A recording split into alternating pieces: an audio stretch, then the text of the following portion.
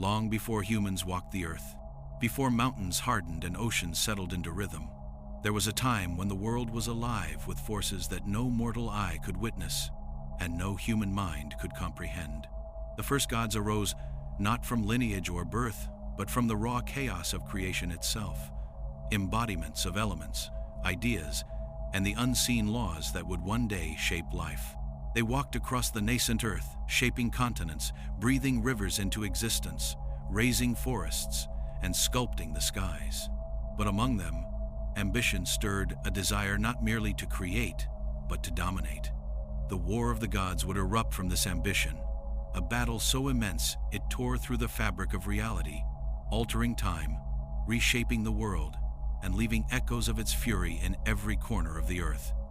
This is the story of that war, a story of fire and shadow, of creation and destruction, of a conflict that would rewrite the very timeline of our planet.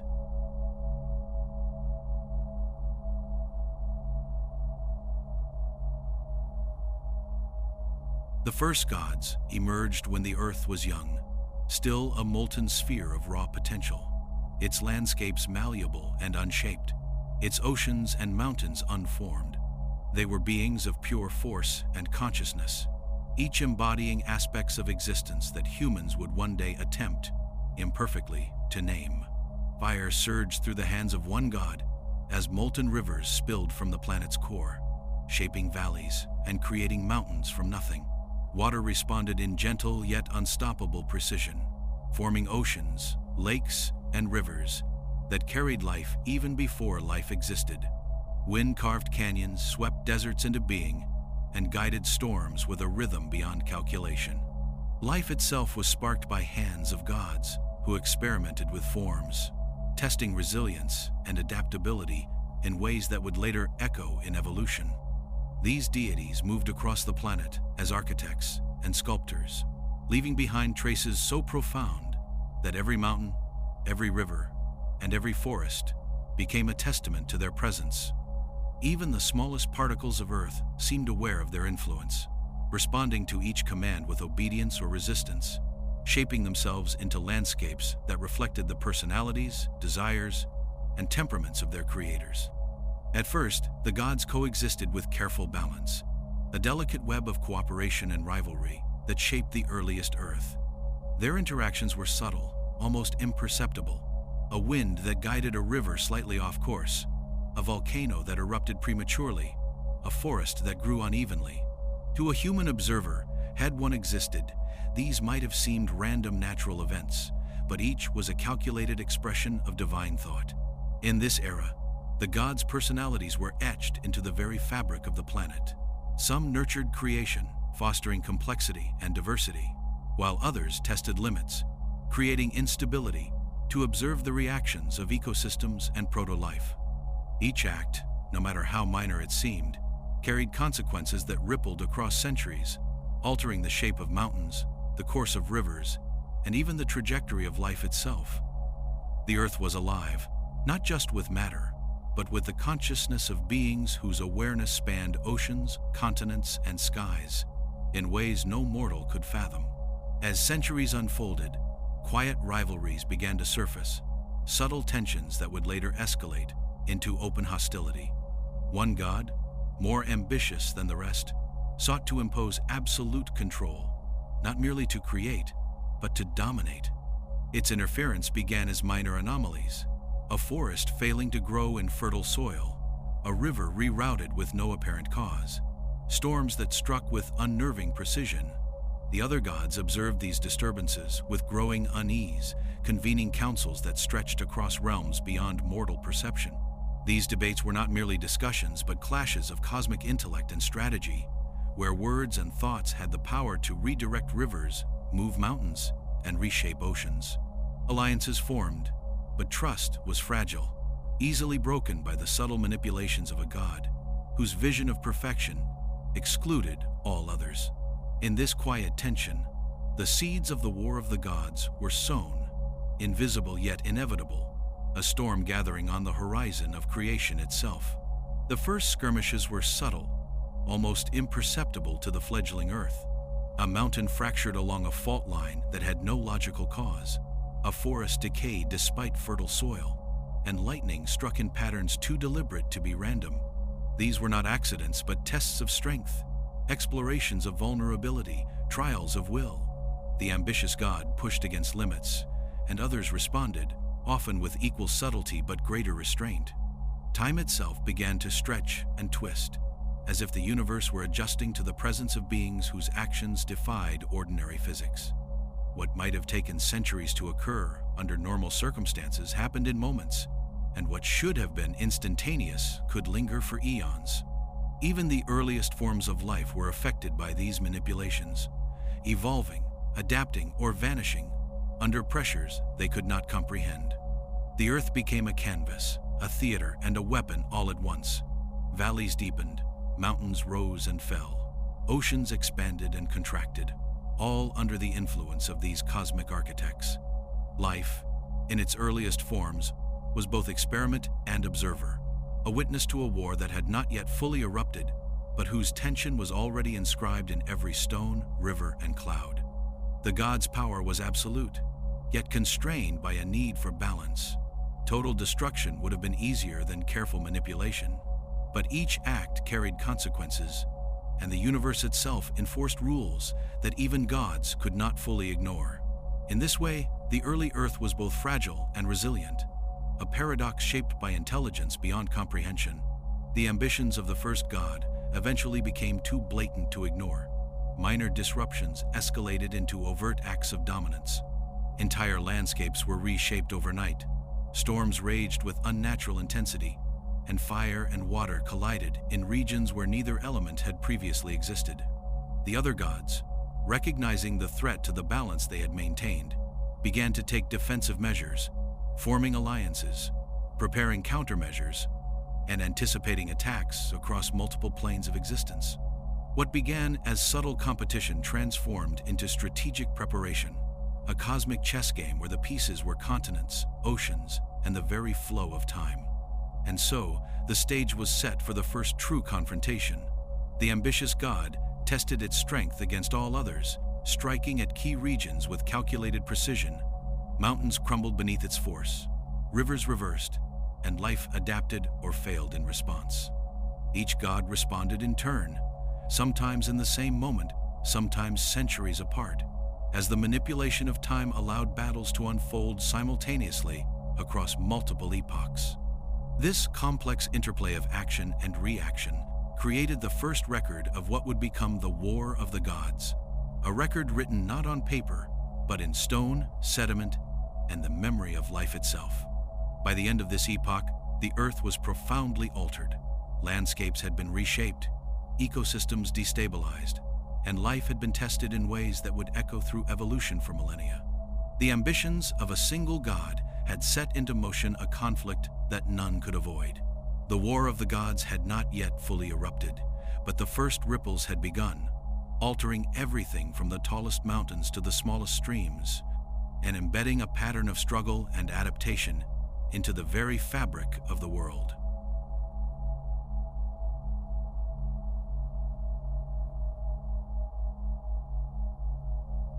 Conflict always begins quietly, a tension almost imperceptible at first, but in the realm of gods, even the smallest disruption could ripple across the world with devastating effect. The ambitious deity had long been testing limits, bending rivers, shaping storms, and orchestrating earthquakes, as if the earth itself were a chessboard. Yet now, subtlety was abandoned. Its ambition crystallized into a strategy of domination, a campaign to impose a vision of perfection upon the planet, regardless of the cost to allies, rivals, or even the fragile ecosystems already thriving under divine balance. Forests withered without reason, rivers changed their courses abruptly, and storms struck with uncanny intelligence, sparking fear in the hearts of gods who had never before felt such audacity. The subtle tension of the earlier epoch erupted into unavoidable confrontation. The other deities, realizing that negotiation could no longer restrain this force, convened councils across the invisible realms, their deliberations shaping strategies that would ripple across continents, oceans, and even millennia. When the first strike was delivered, the earth itself became a weapon. Volcanoes erupted simultaneously in distant regions, molten rivers spilling over landscapes in ribbons of fire that reshaped valleys, flattened forests, and cleaved mountains in half. Oceans boiled where fire met water, waves climbing impossibly high as the elements clashed in displays of raw, unbridled energy. Lightning streaked across the sky with precision, striking forests, mountains, and rivers alike, carving channels into the earth that would remain for centuries as monuments to power. Even the wind became an instrument of war, howling through canyons and across plains with the force to level forests, redirect rivers, and erase evidence of life in its path. The earth groaned beneath the onslaught, yet it endured, its resilience a testament to the unseen balance that even the gods could not fully ignore. Time itself became a battlefield, manipulated as a tool by those capable of perceiving its malleable nature. In one region, a forest was incinerated in moments, then restored decades later, yet subtly altered. Different species survived, the soil shifted, and rivers flowed slightly differently, leaving traces that would alter the path of evolution for millennia. A mountain might crumble in one epoch only to rise again centuries earlier, reshaped not by natural forces, but by deliberate divine intervention. These manipulations created paradoxes, overlapping timelines, and echoes of events that could be felt across continents. Mortals, when they eventually emerged, would call these anomalies miracles, omens, or curses, unaware that they were the residual effects of a war fought across time itself. Alliances fractured and reformed with dizzying unpredictability. Deities who had previously cooperated now opposed one another, while betrayals were executed with flawless timing, sometimes centuries before or after the act would naturally occur. Strategies were layered and multifaceted. A river redirected to flood a valley in one era, a forest burned in another, all while a god maneuvered across epochs to anticipate retaliation. The earth became a living archive of war, every mountain, valley, river, and ocean, recording battles in its very formation. The imprint of these conflicts would echo across time, leaving trails in sediment layers, rock formations, and even the genetic memory of creatures whose descendants would one day roam the planet. The ambitious deity's strategy was both brilliant and ruthless. It targeted resources, elemental balance, and even the minds of its peers. Storms were not merely destructive, they were probes, designed to expose weaknesses, test endurance, and reveal alliances. Earthquakes ruptured fault lines with precision, collapsing mountains where rival gods had anchored influence. Fires spread along calculated paths, consuming only what needed to be weakened, sparing areas that could serve as leverage in the next phase of the conflict. Water currents shifted subtly to isolate or trap opponents, while wind carried messages and manipulations across continents in ways imperceptible to mortal senses. Every act was deliberate, a step in a strategy that combined the manipulation of matter, life, and time itself. Yet the other gods did not remain passive. They responded with countermeasures that were equally complex. Rivers were redirected to wash away volcanic ash. Forests regrew with species resistant to fire, and storms were summoned to counteract those of the ambitious god. Mountains were reinforced or reshaped to act as barriers, not merely as terrain. Life was leveraged as a weapon, with creatures guided or displaced to serve strategic purposes. Even as the earth bore the scars of this unfolding war, it also demonstrated resilience. Ecosystems adapted, rivers carved new paths, and animals migrated in response to changes that would otherwise have been catastrophic. The war was not simply destructive, it was a dynamic, ongoing negotiation between immense powers, each shaping the world in real time while anticipating the moves of the others. Temporal manipulation grew increasingly elaborate. Battles unfolded across multiple eras simultaneously, with deities moving forward and backward through centuries to gain advantage. One god could strike in a moment and retreat decades earlier to prepare for retaliation, while another might alter events centuries before an attack to create a more favorable outcome. This interplay made every confrontation unpredictable, with layers of cause and effect so complex that even the gods sometimes struggled to track the consequences of their own actions. Time became fluid, history malleable, and causality itself a weapon wielded with precision. The Earth recorded these battles not in words, but in sediment, erosion patterns, and subtle changes in the biosphere that would later be interpreted as miracles, omens, or anomalies. The devastation was immense yet calculated. Entire mountain ranges were leveled to provide strategic advantage, oceans redirected to hinder mobility or access, and storms and wildfires reshaped continents in ways that balanced destruction with preservation. Mortals, when they finally emerged, would perceive only the aftermath: inexplicable geological formations, ecosystems that seemed impossibly adapted, and strange recurring natural phenomena. What they could not see was the scale of intention, the precision of strategy, and the ongoing negotiation between beings who had no need for human approval, but whose actions would define the very conditions for life itself. By the end of this phase, the stage for total war had been set. The ambitious god's tactics had forced all others into confrontation, shattering alliances, rewriting landscapes, and bending time to a degree that even the most careful observers could not fully anticipate. The Earth itself had become a living battlefield, with each mountain, river, and forest bearing the imprint of divine strategy. Life persisted in pockets, adapting or migrating in response, leaving traces that would echo for millennia. The War of the Gods had moved beyond subtlety. It was now an unstoppable cascade of action and reaction, with consequences so profound that every corner of the Earth, every living creature, and every future generation would feel its effects. The catalyst of conflict had fulfilled its purpose. The war had begun, irreversible, immense, and eternal in its consequences.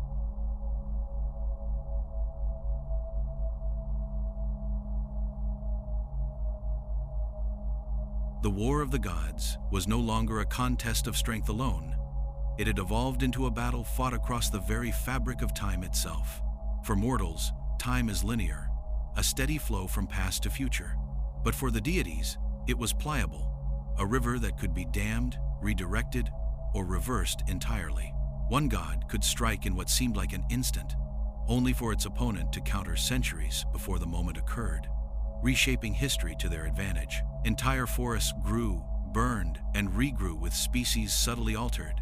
Oceans rose and fell, leaving coastlines in flux, and mountains crumbled only to rise again decades earlier. The Earth became a palimpsest, overwritten countless times by the wills of beings who could see every thread of possibility and manipulate them at will. To any observer, the planet's surface appeared chaotic, yet beneath the turmoil lay an intricate strategy, a cosmic dance of attack and defense that spanned millennia. The manipulation of time created layers of paradox so profound that even gods occasionally struggled to anticipate outcomes. A river redirected to flood a valley in one era might vanish entirely in another, its waters returning centuries later in a pattern that altered climates, animal migrations, and even the evolution of life. Volcanic eruptions could be reversed, but the land would never return entirely to its previous form. Subtle shifts in soil composition, mineral deposits, and erosion created new geological realities. These changes left indelible marks on the planet, traces that would be studied and revered by future civilizations, misinterpreted as divine punishment, blessing, or miracle, though their true origin was far older and infinitely more complex than any human imagination could grasp. As the gods maneuvered through temporal streams, battles unfolded simultaneously in multiple epochs. In one age, a storm might decimate a forest to weaken a rival's influence, while in another, centuries earlier, that same forest was subtly reinforced to survive, forcing the aggressor to adjust their strategy. Mountains and valleys were not fixed. They were reshaped to favor one god or impede another, acting as natural fortresses, supply lines, and traps. The earth itself had become an active participant, responding to divine will with both resistance and adaptation. Rivers shifted course as if to evade attack, while forests regrew strategically to provide concealment or conceal evidence. Even the smallest organisms were swept into the tide of war, their survival or extinction becoming a tool in a game of cosmic chess. Alliances and betrayals multiplied with dizzying complexity. Gods who had appeared steadfast in one timeline were revealed as adversaries in another, while those perceived as traitors centuries earlier were revealed to have been strategic allies all along. These movements were not arbitrary but carefully orchestrated to create advantage across centuries, to exhaust enemies, and to maintain the balance necessary for life to continue while the battle raged. Every action had a counter, every strike a preemptive defense, and every victory was measured not only by immediate gain, but by the long-term consequences echoing across epochs. The war became an invisible force shaping the future before it ever arrived, and its subtlety rendered it incomprehensible to any creature not divine. Even the natural order was subverted. Seasons no longer followed predictable patterns. Rivers reversed spontaneously, and tectonic plates shifted with a precision that defied ordinary geology. Life itself was affected in profound ways. Species emerged centuries earlier than they should have. Others vanished, and ecosystems adapted in unpredictable but deliberate patterns.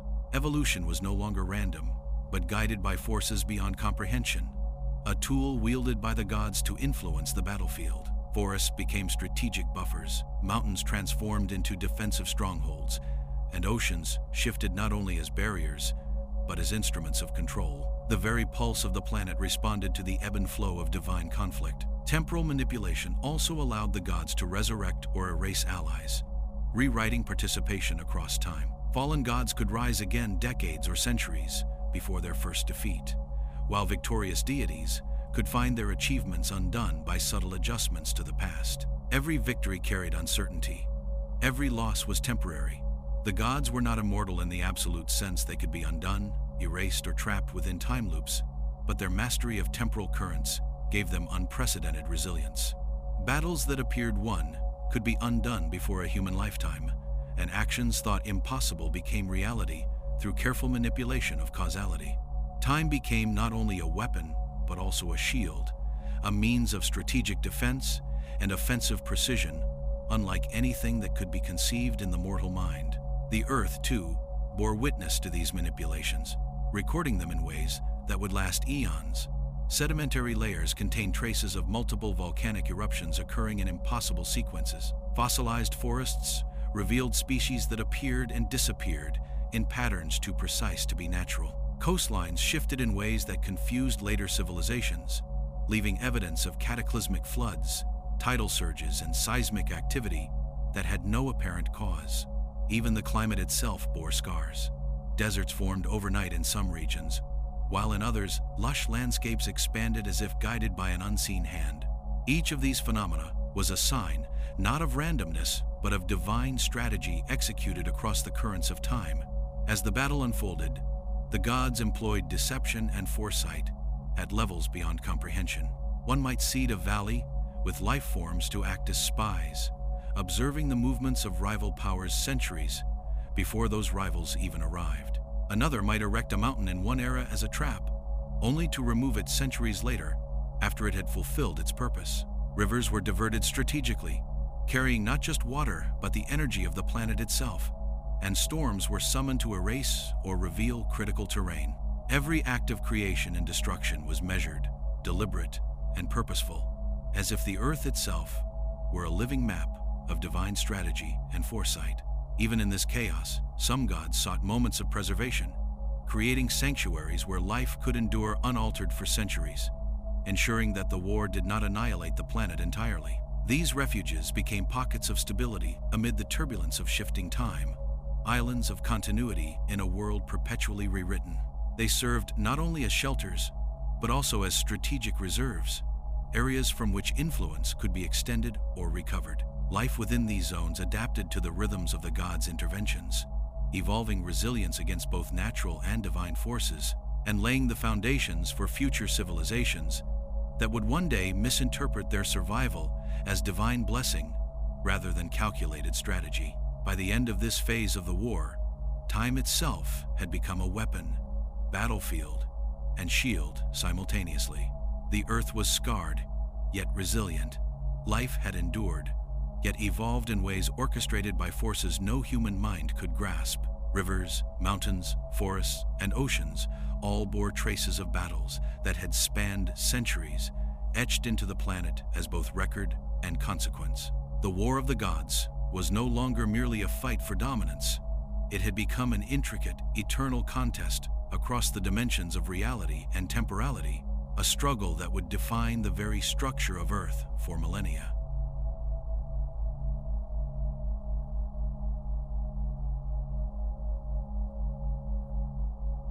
Not all gods were built for unending conflict. Some, despite immense power, faltered under the relentless pressure of battle, their essence shattered by attacks that rippled across time and space. Others, cunning but overconfident, were outmaneuvered, trapped in temporal loops, or cast into voids where the flow of time became a prison.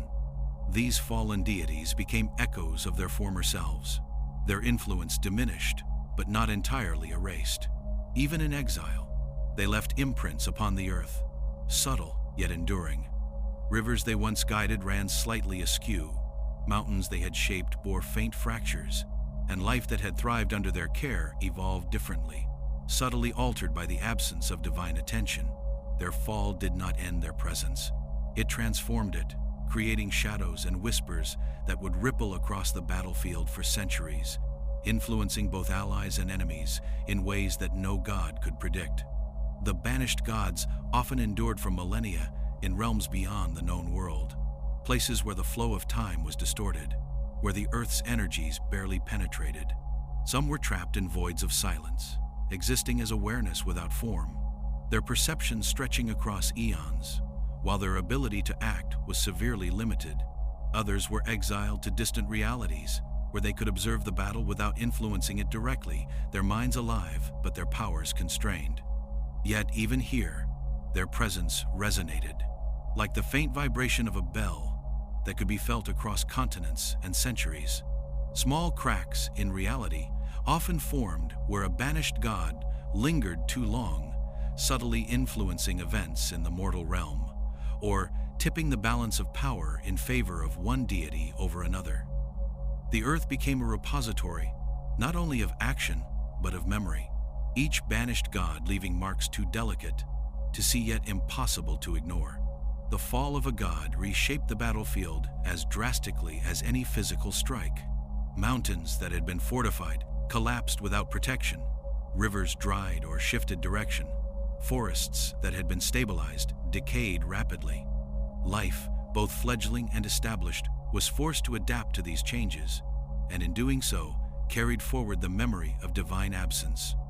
Creatures evolved in unusual ways, developing resilience or new behaviors that mirrored the sudden disappearance of influence from a particular god.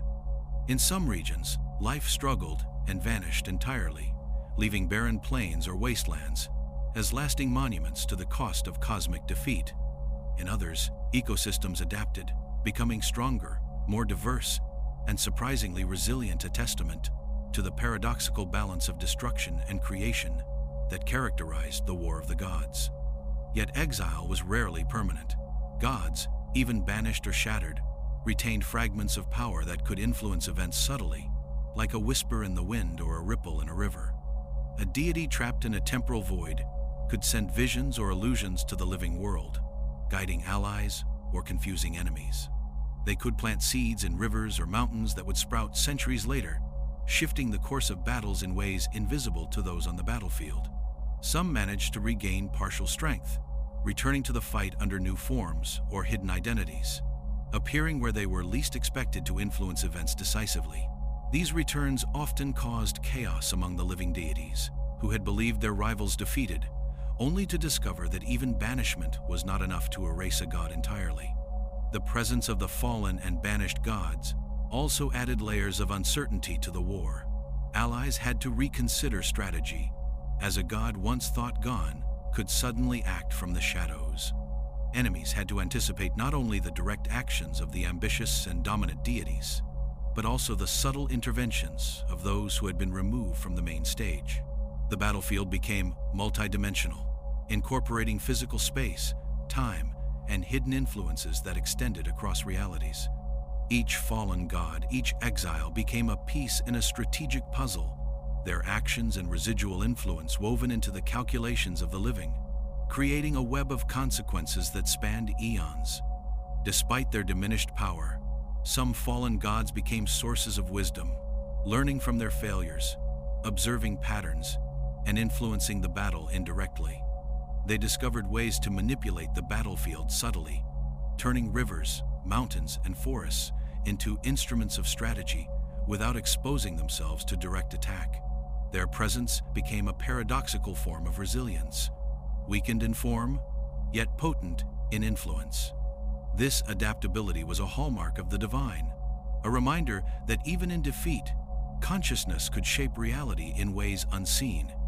Mortals, eons later, would interpret these subtle manipulations as anomalies, sacred sites, or inexplicable natural phenomena, never realizing that they were the deliberate machinations of a god long removed from direct combat.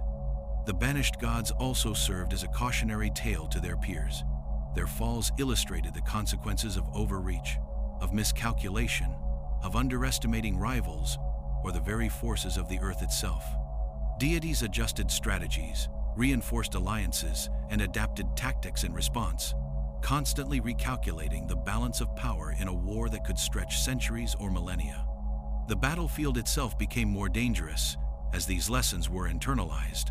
Mountains and rivers became traps, storms carried intelligence, and forests could be weaponized by those who understood the subtle manipulations of fallen rivals. In this way, the absence of a god was almost as influential as their presence, shaping not only the earth, but the conduct of the war itself. Even as the war raged, the exiled and fallen gods shaped the evolution of life.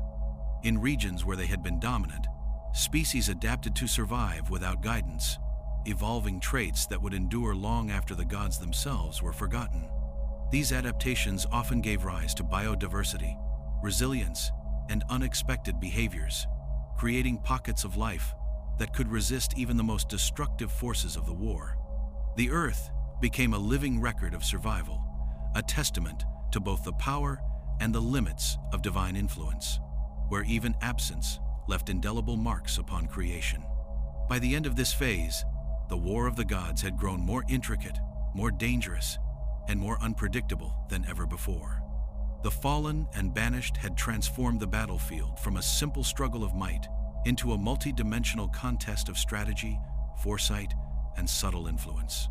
Mountains bore scars, rivers carried hidden messages, forests adapted as instruments of defense, and time itself became a canvas upon which the gods painted their ambitions.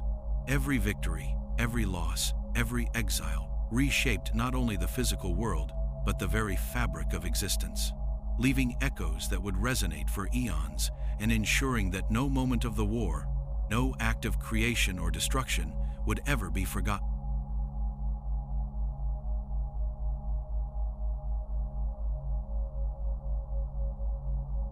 By the time the War of the Gods had reached this stage, the Earth itself no longer resembled the young, malleable planet upon which the first conflicts had begun. Entire continents bore the scars of battles that had spanned centuries. Yet now, the scale of destruction accelerated beyond all precedent. Mountains that had been bastions of power now crumbled under repeated assaults, their peaks pulverized into dust that blanketed valleys in suffocating layers. Oceans roared in fury, their tides whipped into impossible heights by divine command, flooding coastlines and reshaping shorelines with a speed and precision that defied human comprehension. Rivers twisted through lands that had once been fertile, their paths redirected by unseen hands to crush armies, isolate allies, or serve as conduits for elemental attacks. Even the sky, the most ethereal of realms, became a battleground, with lightning, firestorms, and gales tearing across it in displays of power that left regions unrecognizable for centuries. In every corner of the earth, creation and destruction were inseparable, the war leaving a mark so profound that it would resonate across millennia. The shattering was not confined to geography alone. It extended to the very structure of matter. Volcanoes erupted with explosive force beyond natural possibility, throwing mountains into molten rivers that reshaped entire continents. Earthquakes split the crust with precision, opening chasms that swallowed forests, rivers, and creatures whole. Yet even this devastation was carefully calculated, a brutal choreography of cosmic scale. Gods who sought dominion were as meticulous as they were destructive, understanding that indiscriminate annihilation could unbalance the war itself. Each act of destruction was paired with preservation elsewhere, a paradoxical pattern in which life was destroyed in one region to allow survival or advantage in another. The Earth became a living canvas, its faults and fractures a record of intelligence and power beyond human understanding. Temporal distortion escalated alongside physical destruction. Entire ecosystems vanished in a single instant, only to re-emerge centuries later in altered form. Species evolved rapidly, or went extinct. Forests burned and regrew with different flora, and oceans surged in impossible sequences. Mortals, had they been present, would have observed only the aftermath: seas suddenly receding or flooding, mountains appearing where none had existed before, and skies filled with storms of bewildering intensity. Yet every act of apparent chaos was intentional, a layer of strategy implemented across time and space. Gods manipulated not just matter, but history itself, erasing, rewriting, and reshaping events to their advantage, ensuring that even centuries after the war, the consequences of these battles would echo through the very evolution of life. The clash of elemental powers now dominated the battlefield. Fire and water collided with unrelenting force, creating storms so immense they reshaped entire regions in hours. Winds whipped across continents, flattening forests, redirecting rivers, and scattering creatures far beyond their original habitats. Earth and stone became both weapons and shields. Mountains were toppled to crush rivals, valleys deepened to trap forces, and cliffs collapsed under the precise pressure of divine manipulation. The sheer scale of these actions rendered the planet itself a weapon, where every mountain, river, and forest became a participant in the conflict. Life adapted or perished, and even the smallest organisms were swept into the tide of destruction, their survival a testament to the resilience of existence itself. The gods themselves evolved in response to the increasing intensity of the war. Those who had relied on raw power now developed strategies of deception, temporal manipulation, and subtle intervention. Some created duplicates or illusions to confuse rivals, while others altered the environment in ways that would take centuries to manifest, laying traps that spanned millennia. Alliances shifted unpredictably, betrayal becoming a tool of war as often as physical force. Gods who had once seemed invincible were forced to adapt, learning that dominance required more than strength. It required foresight, patience, and an understanding of the long-term consequences of every action. The battlefield had become a multi-dimensional puzzle, where victory required mastery not only of elements, but of time, strategy, and psychology. As the war intensified, the Earth began to fracture at a fundamental level. Fault lines tore open, creating chasms that swallowed forests, rivers, and creatures whole. Volcanoes erupted continuously, reshaping coastlines and creating new islands where none had existed. Oceans surged and receded unpredictably, altering climates and creating deadly currents. Even the atmosphere became a weapon, as storms of unparalleled intensity swept across continents, raining lightning and fire in a display of divine fury. These phenomena were not random, but carefully orchestrated maneuvers designed to destabilize rivals and assert control. The planet itself had become a weapon, reshaped and recalibrated by the wills of its celestial occupants. Life, caught in the middle, adapted in astonishing ways. Species evolved to survive new climates. Forests regrew with different plant compositions, and animals altered behaviors to navigate shifting landscapes. In some regions, life flourished in spite of, or perhaps because of the destruction, taking advantage of the new ecosystems and niches created by divine conflict. In other areas, ecosystems collapsed entirely, leaving barren wastelands that would remain uninhabitable for centuries. Even these devastated regions played a role in the war, serving as strategic buffers, traps, or zones of isolation for rival powers. The Earth itself, far from being passive, became an active participant in the battle, responding dynamically to the pressures applied by the gods. Temporal manipulation reached unprecedented extremes during this stage. Gods reversed events, restored destroyed regions, or accelerated evolution in ways that made the past and future almost indistinguishable. A forest burned and regrew centuries before its destruction. An ocean surged only to recede before the waves had fully traveled. And mountains rose and fell in sequences impossible to track without divine perception. The manipulation of time allowed gods to create strategies that unfolded across millennia, ensuring that every action, whether destructive or constructive, carried long-term consequences. Life and landscapes alike became instruments of strategy, their forms and behaviors subtly altered by interventions that only gods could comprehend. By the end of this phase, the war had escalated to levels of intensity that defied comprehension. Continents were fractured, climates destabilized, and life forced to adapt or vanish. Time itself had become a weapon, a battlefield, and a tool for strategy, layered with paradoxes and manipulated across centuries. The Earth bore scars of unimaginable magnitude, yet its resilience allowed life to endure, adapt, and continue. The shattering of worlds had set the stage for the next phase of conflict, a stage in which the surviving gods would confront not only each other, but the consequences of their own destruction, as the very fabric of reality teetered on the brink of irreversible transformation.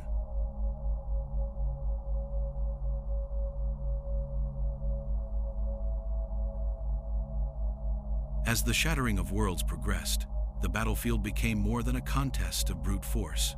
It evolved into a theater of subtlety, where hidden powers began to emerge, quietly influencing events from the shadows.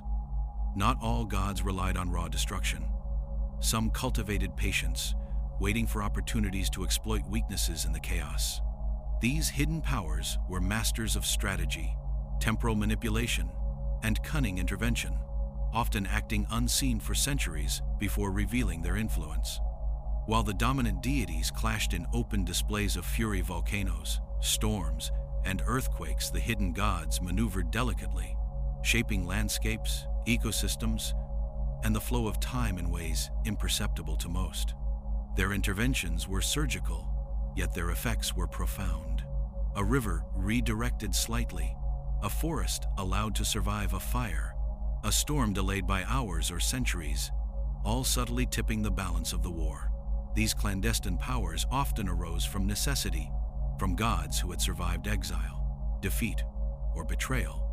Their fall had taught them patience, cunning, and an understanding that the overt display of strength could be a liability.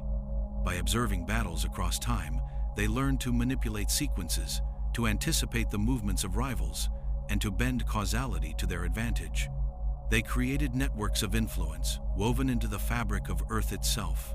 Forests that acted as barriers, mountains reshaped to conceal hidden strongholds, rivers flowing along precise paths to carry energy or delay an enemy's advance.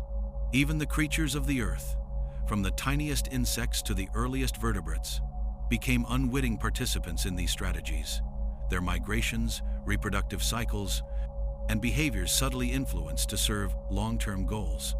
The rise of these powers also shifted the dynamics of the war. Where before, the conflict had been dominated by visible clashes of elemental might, now, subtlety and deception gained equal importance. Gods who had relied on intimidation or direct confrontation discovered that a hidden adversary could undermine their efforts without being seen, eroding influence, disrupting plans, and creating chaos in ways impossible to predict. Valleys were redirected to isolate armies, volcanoes were delayed until the most opportune moment, and storms were summoned in precise patterns to destroy supply networks or delay allies. The battlefield had become multi-dimensional, encompassing geography, time, and strategy on a scale that rendered even the most powerful deities cautious and calculating. Some hidden powers specialized in the manipulation of life itself. By observing species and ecosystems over centuries, these gods learned to direct evolution subtly, encouraging the survival of certain traits while suppressing others. Creatures adapted to changing climates, landscapes, and disasters in ways orchestrated by divine will, creating populations that could survive in extreme conditions or act as instruments of strategy. Forests regrew with precise configurations, rivers shaped fertile corridors or impassable swamps, and storms were guided to protect regions aligned with the hidden gods' interests. Life became a tool as much as a witness, a living archive of strategy encoded into the planet itself.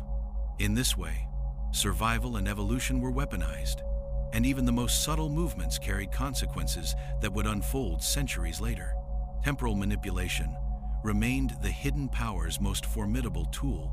Unlike gods who engaged directly in battle, these entities could alter events across eras with precision, ensuring that victories and losses were not absolute, but carefully timed.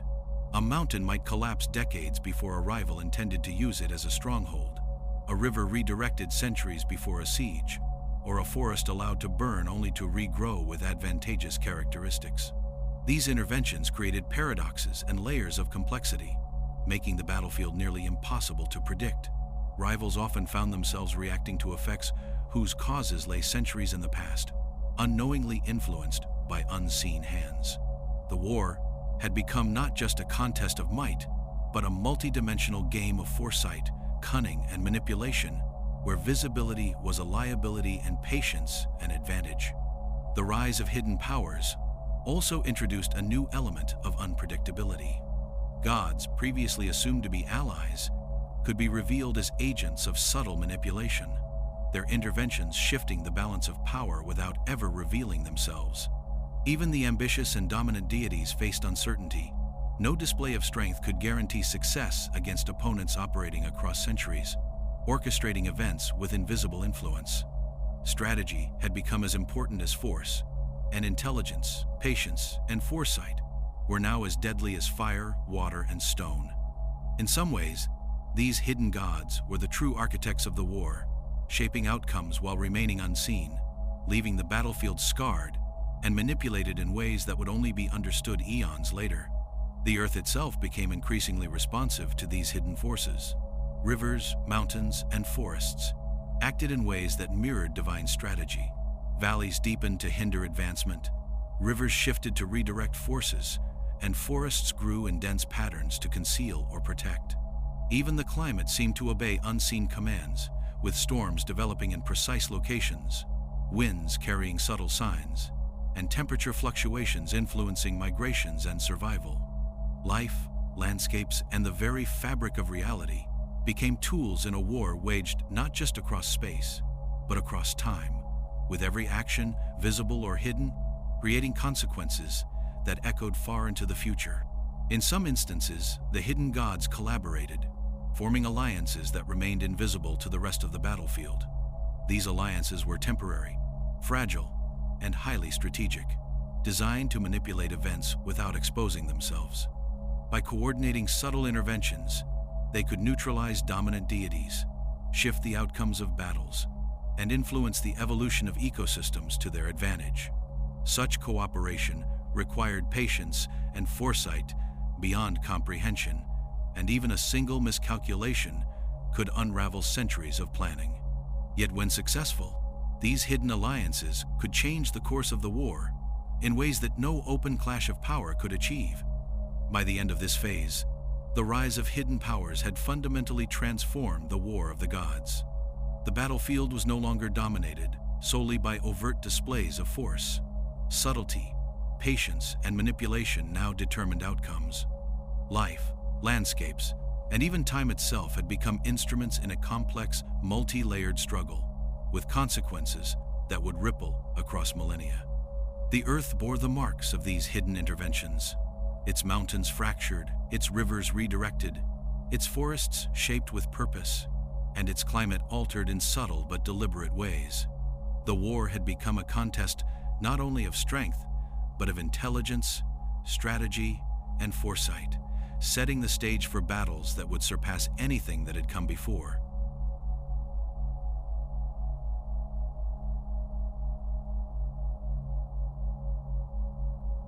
The war had evolved into a collision not just of wills, but of raw elemental forces, each god channeling the essence of creation itself to reshape the battlefield. Fire clashed with water in explosions of steam and molten fury.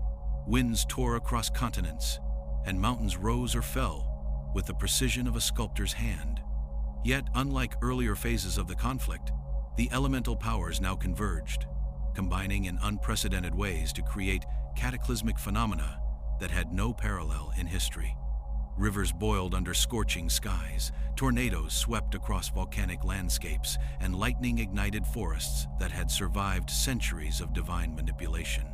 Every region of the earth became a theater of chaos and creation, a proving ground where power, strategy, and foresight intertwined with the raw forces of nature itself. Each god leveraged their unique mastery to gain advantage over rivals. Fire gods ignited entire valleys to flush out hidden powers, while water deities redirected oceans to drown regions of influence or alter river paths crucial to enemy strategies. Wind gods created cyclones so precise they could dismantle fortresses built from solid mountains, while earth deities reshaped landscapes into traps or sanctuaries, depending on which faction held temporary dominance.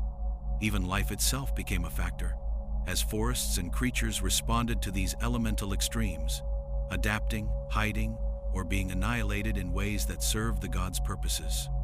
The battlefield had become a living organism, responding dynamically to every strike, counter-strike, and subtle manipulation, and the planet itself seemed to pulse with the rhythm of the war. As these forces converged, temporal manipulation reached an apex. A forest might burn in one timeline, while simultaneously thriving centuries earlier in another, creating overlapping consequences that would shape the evolution of species, soil composition, and climate for millennia. Rivers diverted in one era could reappear in the future with altered currents, shifting ecosystems or creating strategic barriers for rival gods. Even the skies became instruments of temporal warfare, with storms lingering in some epochs while dissipating centuries earlier in others, leaving traces that would be interpreted as anomalies or omens by future life forms. The Earth became a complex, multi-layered battleground, where every second contained multiple timelines, and every act had cascading consequences across centuries.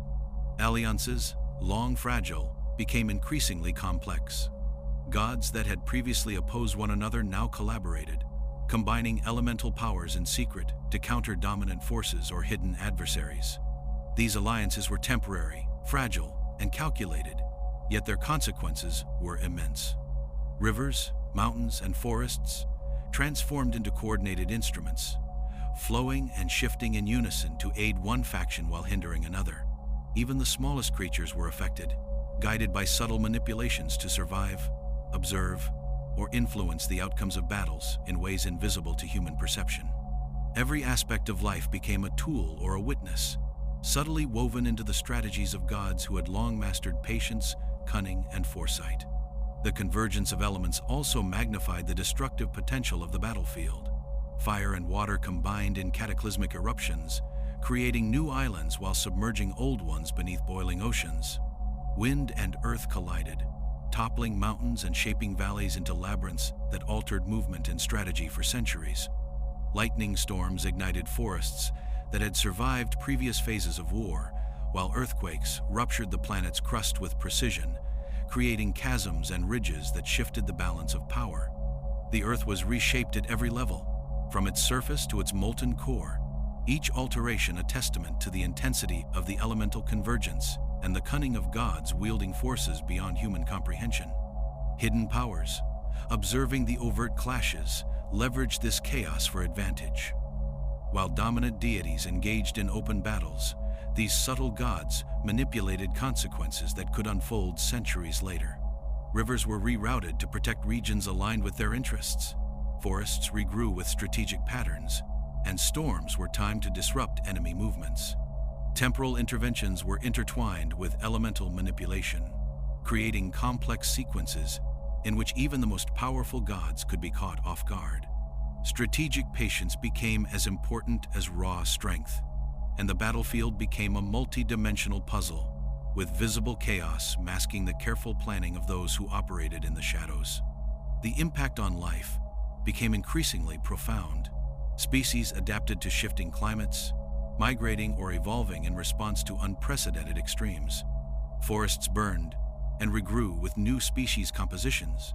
Rivers altered the territories of creatures, and predators learned to exploit chaotic conditions in ways guided, unknowingly, by divine strategy. Even the most fragile ecosystems became testaments to survival, adaptation, and resilience under forces that would annihilate lesser beings. The The Earth itself became a living archive, preserving the legacy of elemental convergence and hidden manipulation in patterns of life, terrain, and climate that would endure for millennia. Strategic deception reached new heights as gods exploited the overlapping consequences of elemental and temporal manipulation. Mountains were reshaped to mislead rivals, rivers redirected to create tactical barriers, and storms timed to coincide with weaknesses centuries in advance. Alliances shifted unpredictably, betrayals occurred across time, and victories were never absolute. Every action carried multiple layers of consequence, forcing even the most dominant deities to calculate with precision unimaginable to mortals. The battlefield had evolved beyond geography and time into a living, multidimensional war machine, where thought, intention, and elemental force intertwined with the very structure of reality. By the closing of this phase, the elemental convergence had left Earth profoundly transformed. Continents were fractured, oceans redirected, forests reshaped, and mountains both created and destroyed, all in the service of a war fought across space and time. Life adapted, evolved, and survived in pockets, leaving traces that would echo across millennia. The convergence demonstrated not only the destructive potential of gods, but also their capacity for strategy, subtlety, and foresight, establishing a precedent for the remaining phases of the war in which both visible and hidden powers would collide in ways that could reshape the very essence of existence. As the dust of colliding elements settled, new forces began to stir, unseen yet potent, promising to escalate the conflict beyond even the scale of the shattering of worlds. The battlefield had been redrawn, but the war was far from over, and the hidden currents of power now surged with renewed intensity, preparing to sweep across the Earth in the next phase of this timeless conflict.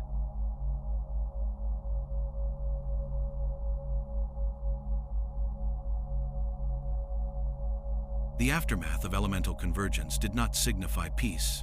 Rather, it created a world teeming with possibilities, consequences, and echoes of the gods' immense power.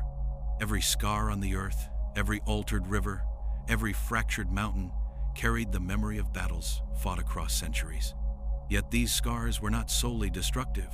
They were also the seeds of creation, subtle reminders that life and existence could persist even in the face of omnipotent forces. Forests sprouted in areas once scorched by fire, rivers carved new paths through fractured landscapes, and creatures adapted to extreme conditions that would have annihilated them in earlier epochs. The planet had become both canvas and witness, recording in every layer of soil and sediment the invisible hand of the divine war. Life itself began to reflect the war's influence in ways that were intricate and profound. Species evolved traits designed to survive not only the natural world, but the artificial interventions of gods.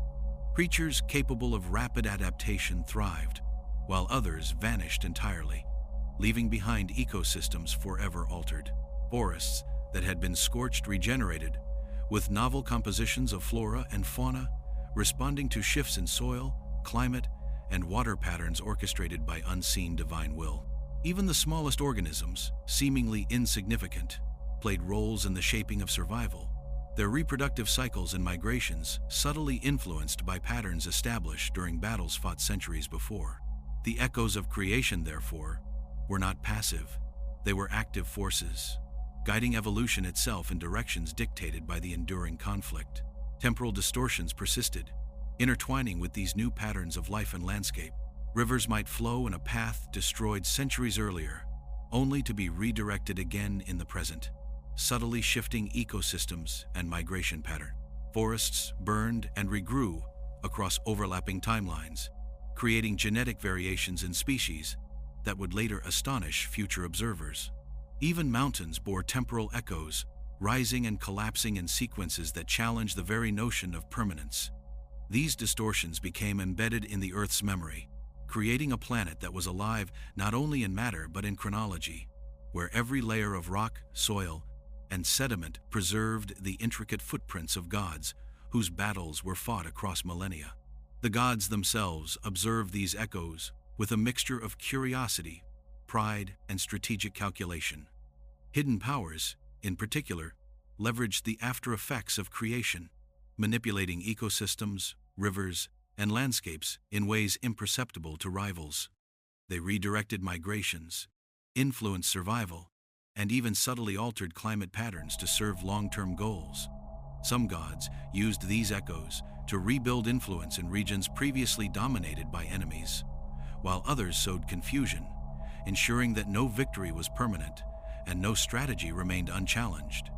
The earth, in effect, had become a dynamic instrument of warfare, capable of executing strategies even when the gods themselves were distant or occupied elsewhere.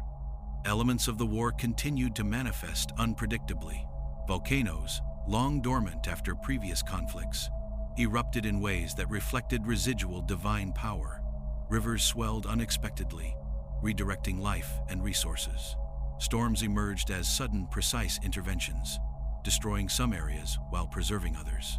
Even winds carried subtle intelligence, guiding seeds, spores, and small creatures to optimal or detrimental locations.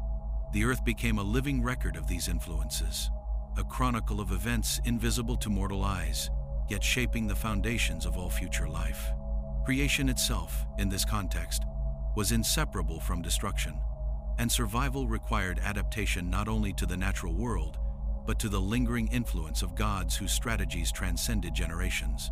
Some gods began to manipulate these echoes deliberately, using the after effects of prior battles as weapons or tools. Forests regrown from fire could be hardened into defensive barriers, rivers redirected to isolate enemies, and mountains subtly reshaped to serve strategic advantage.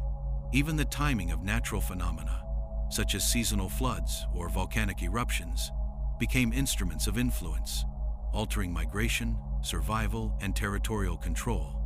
These manipulations were subtle yet profound, often imperceptible in a single generation but monumental when considered across centuries or millennia.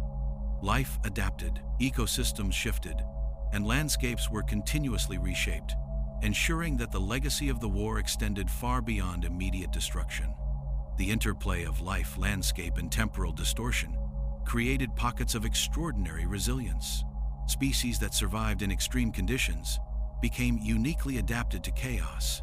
Forests became natural fortresses, and rivers served as both life-giving resources and tactical barriers.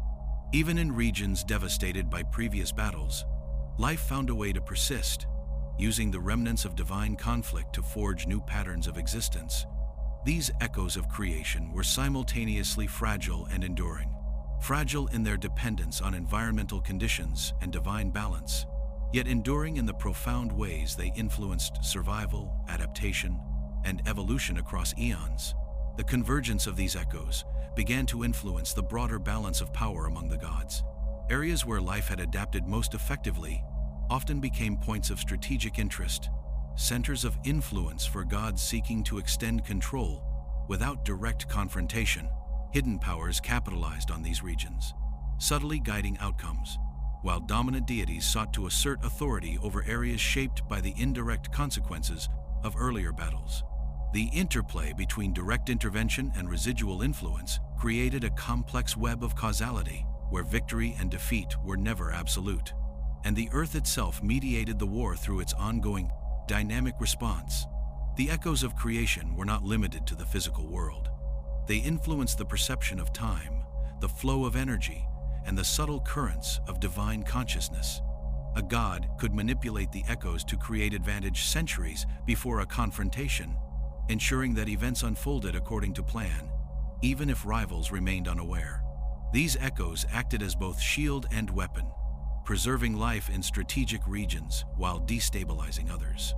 The battlefield had expanded beyond tangible geography, extending into temporal, ecological, and metaphysical realms, where even absence could exert influence, and every consequence, however delayed, carried profound significance. Far from being a static legacy, the echoes of creation actively reshaped the war's trajectory. Life, landscapes, and temporal distortions interacted in a complex dance of cause and effect, creating opportunities and obstacles for gods and hidden powers alike. The earth itself became an instrument of strategy, recording the echoes of every battle, every manipulation, and every subtle intervention. The legacy of the elemental convergence persisted in every forest, river, mountain, and creature, a testament to the enduring influence of the gods and a reminder that creation and destruction were inseparable, woven together in a tapestry that would define the earth for millennia to come. Even as the echoes settled into the fabric of the planet, new movements began to stir beneath the surface. Forces previously unseen, shaped by the subtle interplay of creation and destruction, began to rise, heralding the next phase of conflict. The earth, scarred and transformed, stood ready to witness yet another chapter in a war that would continue to reshape life, landscapes, and time itself.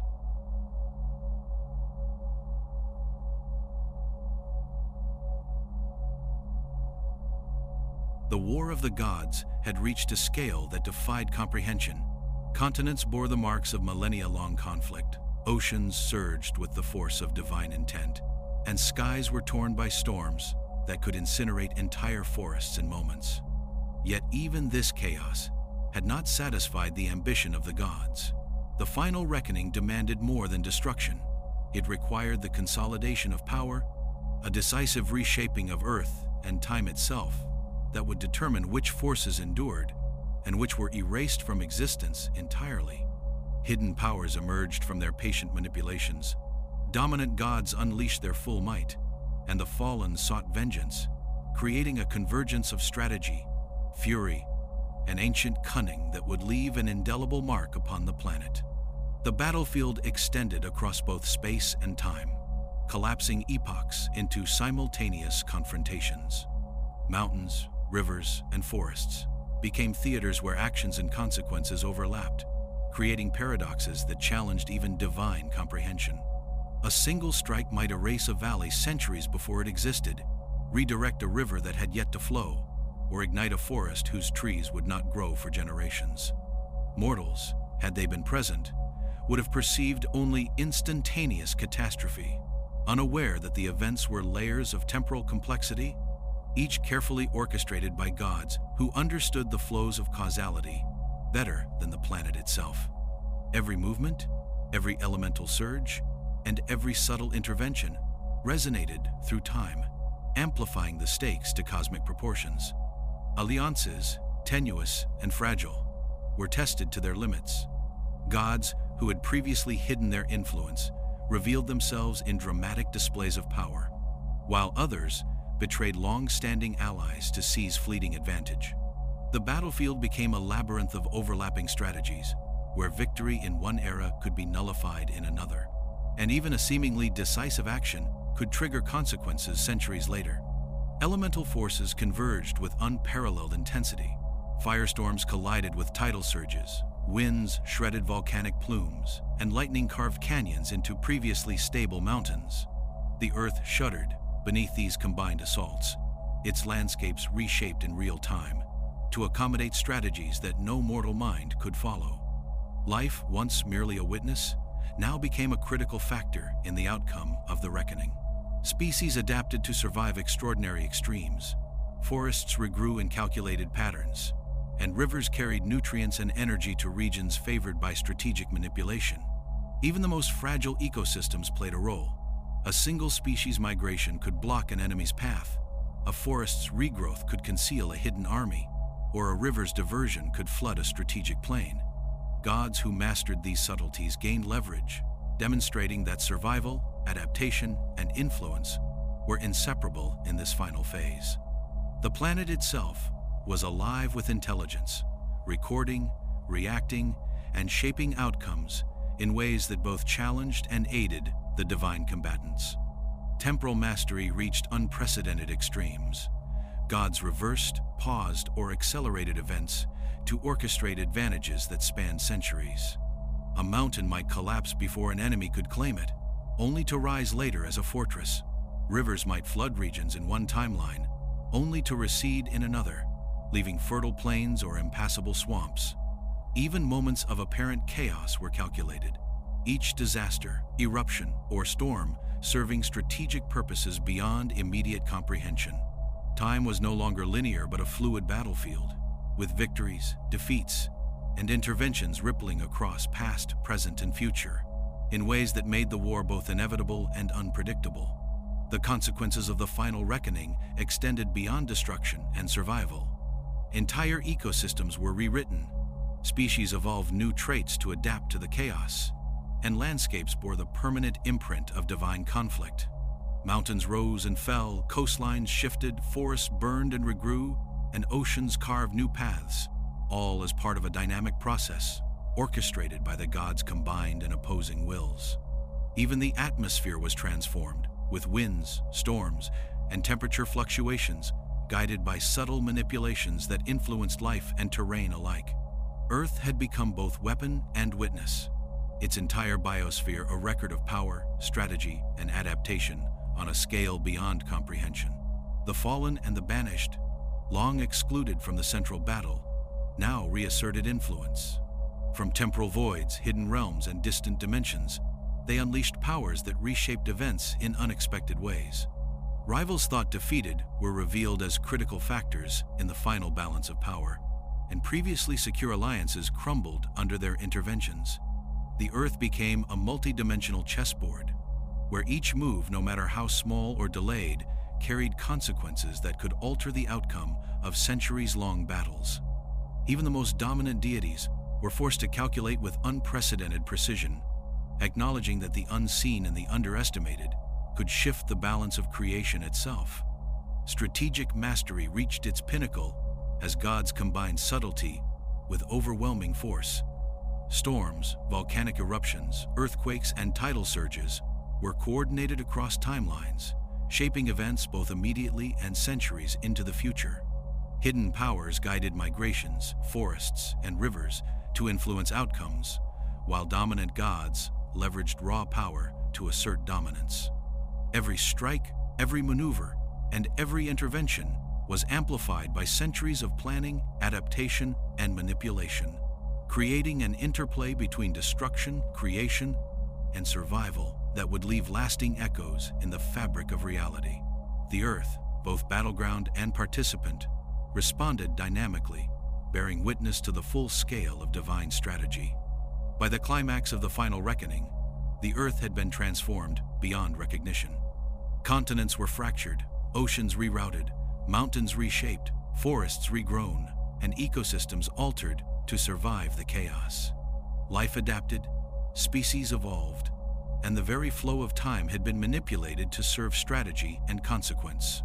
The echoes of the war would resonate for millennia, influencing evolution, climate, and geography in ways that would later appear as anomalies, omens, or miraculous formations. The War of the Gods had reached its zenith, leaving a planet forever marked by both destruction and the enduring brilliance of divine creation. From the remnants of devastation rose a new order, fragile yet potent, shaped by the convergence of power, strategy, and adaptation. Hidden powers, once patient observers, now held influence alongside the victorious and dominant gods, their interventions shaping survival, ecosystems, and the future of the Earth.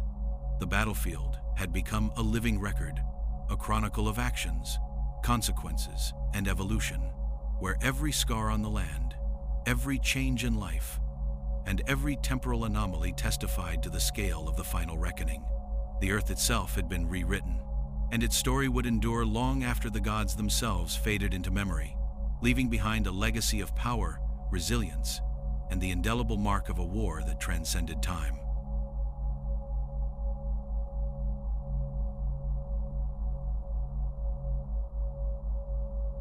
After eons of cataclysm, the Earth slowly began to settle. The storms that had torn across continents subsided, rivers returned to calmer paths, and forests regrew in patterns dictated both by nature and by the lingering influence of divine strategy. The chaos of the final reckoning left scars that would never fully heal, yet within the devastation lay seeds of renewal. Mountains, fractured yet standing, bore witness to both destruction and resilience. Valleys, once scoured by fire and flood, now held pockets of fertile soil, ready to nurture life that had endured the fury of gods. The Earth, though forever altered, demonstrated a resilience that mirrored the determination of life itself, revealing that even in the aftermath of omnipotent conflict, survival was possible. life began to adapt to the new conditions, guided in subtle ways by the residual power of hidden gods and the altered landscapes of creation. Species that had survived extremes evolved rapidly, their forms and behaviors reflecting millennia of divine intervention. Forests became intricate tapestries of flora, some adapted to the scorching fires of past battles, others to floods and shifting rivers. Predators and prey alike evolved new strategies for survival, creating ecosystems both fragile and enduring. Even the smallest organisms played critical roles, carrying genetic legacies of endurance that would shape the trajectory of life across future millennia. In this way, the echoes of the war became a tool for adaptation, teaching life to thrive under conditions once thought impossible. Time, too, began to normalize, though its flow remained subtly altered by centuries of manipulation. Rivers ran in predictable patterns, yet their courses still bore the imprints of divine redirection. Forests regrew according to a timeline that straddled both natural cycles and remnants of temporal interference. Seasons resumed their rhythms, yet occasional anomalies, storms arriving out of sequence, plants flowering early, or rivers swelling unexpectedly remained as reminders of a history rewritten.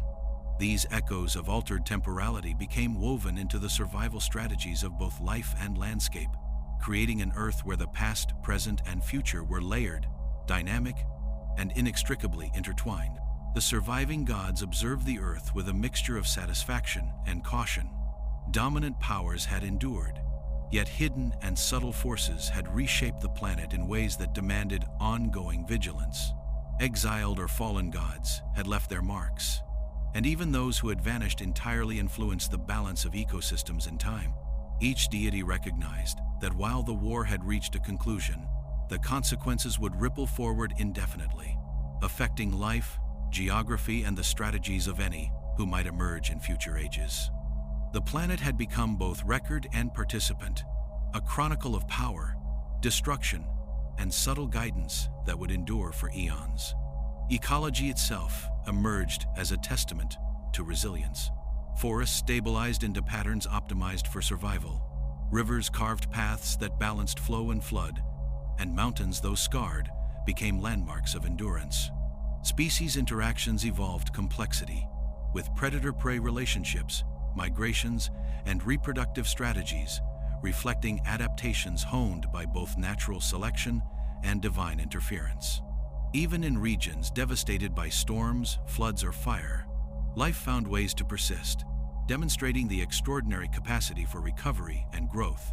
These processes illustrated that the Earth, while shaped by omnipotent conflict, was capable of fostering renewal and stability, preparing the stage for the next chapter of life. The influence of hidden powers persisted subtly, shaping the post-war balance of ecosystems and temporal flows. Rivers continued to adjust, forests grew with strategic density, and pockets of life thrived in ways that preserved the planet's long-term resilience. While the dominant gods held authority, these unseen forces acted as guardians, preserving delicate balances and ensuring that the scars of war did not tip the planet into irreversible collapse. In this way, the hidden powers became stewards, their patient influence guiding life and landscapes toward recovery, while maintaining subtle strategic advantages. As life stabilized, the interplay between destruction and creation became increasingly evident. Mountains bore scars of cataclysm, yet remained home to new ecosystems. Rivers, once redirected violently, now provided nourishment and habitat. Forests, regrown from ashes, became intricate sanctuaries for countless species. Even the atmosphere, reshaped by storms and elemental conflict, settled into patterns that supported life more reliably than before. The Earth, though forever transformed, had become a living testament to the resilience of both life and strategy, proving that survival and renewal were possible even after incomprehensible devastation. The final stages of recovery also revealed the permanence of the war's legacy. Fossils, sediment layers, and geological anomalies preserved the echoes of battles across time. Species carried genetic adaptations shaped by centuries of divine manipulation. Landscapes bore physical markers of elemental convergence, hidden powers, and the subtle influence of fallen god. These remnants would be studied, revered, and misinterpreted by future civilizations, who would glimpse the legacy of the War of the Gods without ever fully understanding its scope. The Earth itself had become a living archive, recording both the triumphs and the failures of forces beyond mortal comprehension. From the ashes of cataclysm arose hope. Life persisted, adapted, and evolved. Ecosystems stabilized, rivers flowed with renewed predictability, and forests thrived in intricate patterns that honored both resilience and adaptability. Time, though subtly altered, resumed a rhythm that allowed life to flourish. The scars of battle remained visible, yet they became symbols of survival, endurance, and the indelible influence of forces that transcended mortality. Earth had been rewritten, yet it endured, ready to carry forward the echoes of creation, adaptation, and divine influence into millennia yet to come. The New Dawn was not merely a return to stability, it was a transformation. The planet, scarred and altered, had emerged from the War of the Gods with life more resilient, landscapes more complex, and temporal flows more intricate than ever before. The echoes of divine conflict persisted in every mountain, river, forest, and creature, ensuring that the story of survival, adaptation, and strategy would endure across the ages. The Earth, forever marked by power, destruction, and creation, stood as a living testament to the extraordinary forces that had shaped it, ready to witness the next chapter of life in a world both scarred and renewed.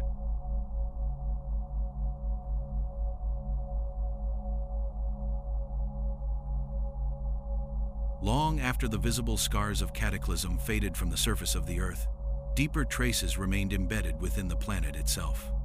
Beneath regrown forests and reformed riverbeds, layers of stone preserved moments of upheaval in compressed silence.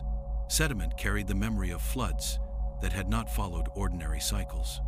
Fault lines marked stresses that exceeded any natural explanation. Even where life appeared tranquil, the ground beneath told a quieter story, one of forces that had once acted with deliberate intent rather than blind chance. These geological memories shaped the way the Earth responded to time. Mountains eroded at uneven rates, their composition reflecting not only age, but exposure to energies that altered their structure. Certain regions cooled faster after volcanic upheaval, while others retained heat long after surrounding lands had stabilized. These inconsistencies influenced weather patterns, drawing storms repeatedly to the same corridors and leaving other areas strangely untouched. Over generations, life adapted not just to climate, but to the planet's uneven recovery, learning to anticipate irregularities that no longer had visible causes. Oceans, too, bore subtle reminders of intervention. Currents shifted along paths that resisted mathematical prediction, looping and diverging in ways that suggested ancient redirection. Nutrient flows created zones of extraordinary abundance beside stretches of relative emptiness. Marine life evolved migration patterns that aligned with these invisible boundaries, as though responding to signals no longer consciously perceived.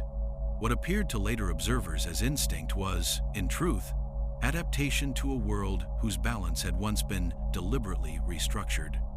Above ground, the skies carried their own quiet legacy. Atmospheric circulation settled into patterns that supported life more reliably than before, yet retained occasional instability. Storms sometimes formed with unusual symmetry, lightning striking and repeating geometries that echoed ancient alignments. Auroras appeared far from polar regions, brief and unexplained, vanishing before they could be studied. These phenomena became woven into myth and folklore, interpreted as omens or messages, though their origins lay deeper in residual harmonics, left by forces that had once shaped the planet's very tempo. Humanity, emerging into this stabilized yet altered world, sensed these irregularities without understanding them. Early societies built near rivers that behaved differently from others, favoring floodplains that renewed themselves with remarkable consistency. Sacred sites were established where the land seemed to resonate, where stone felt warmer, winds moved differently, or stars appeared sharper overhead.